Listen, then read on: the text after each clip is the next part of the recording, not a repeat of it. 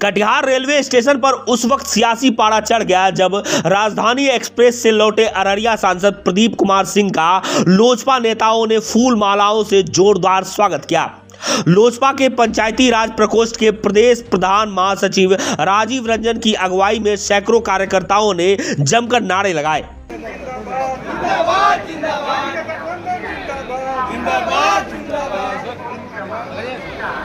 नरेंद्र मोदी जिंदाबाद जिंदाबाद,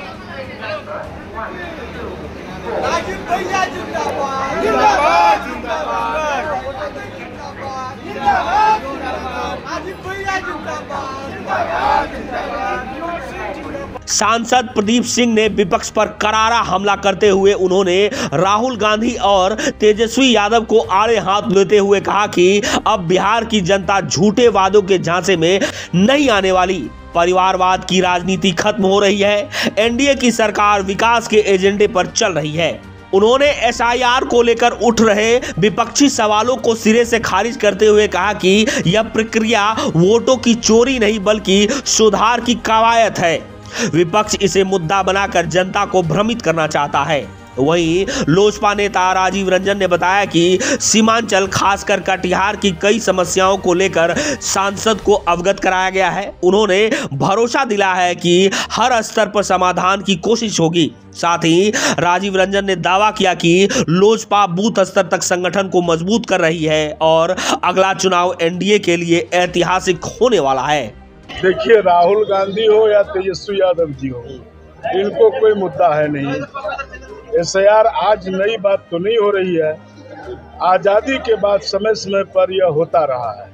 voter list का पुनरीक्षण का काम 2003 में भी हुआ था, तब इन्हीं के पिताजी लालू जी की सरकारें थी।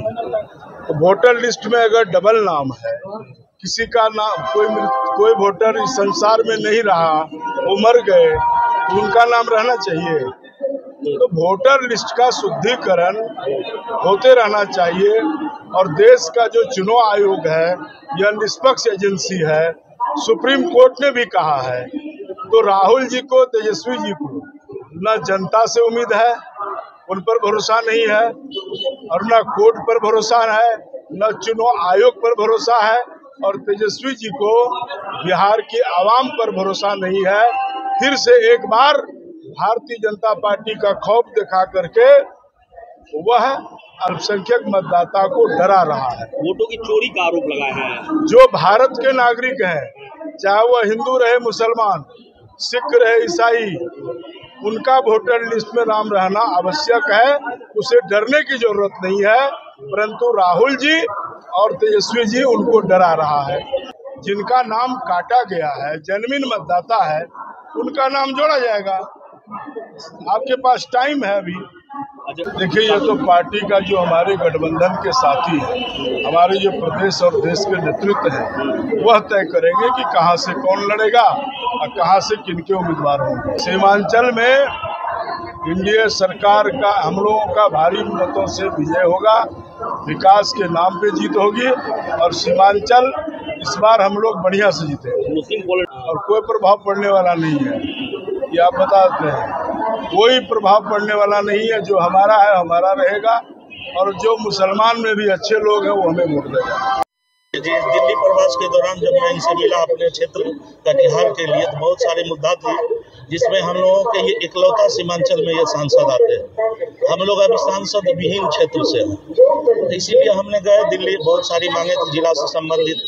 तो इनकी बातों से मैंने प्रभावित हुआ और प्रभावित होकर जो भी विभिन्न मुद्दा थे, इन्होंने आश्वासन दिया, आप आइए मेरे पास और मेरे जो भी आप लिखित दीजिए, मैं हर हाल में करूंगा। क्योंकि मैं जानता हूं कुछ लोगों के कारण आप लोग अपने जिला में वंचित हो गए सांसद से, लेकिन मैं पूरे सीमांचल को लेकर चलूंगा। बस शीर्ष नेतृत्व तय करेंगे किनको किस विधानसभा से लड़ना। बस मैं समाज सेवक हूँ, समाज सेवा हमेशा देता रहूंगा और देते आया हूँ, और मेहनत कभी विफल नहीं होता है। शीर्ष नेतृत्व देख रहे हैं हमारी मेहनत को, और मेहनत का फल वो जरूर मुझे देंगे। मैं कुछ नहीं कह सकता हूँ कि मुझे मिले या ना मिले, मैं सेवा को सेवा करता रहूंगा।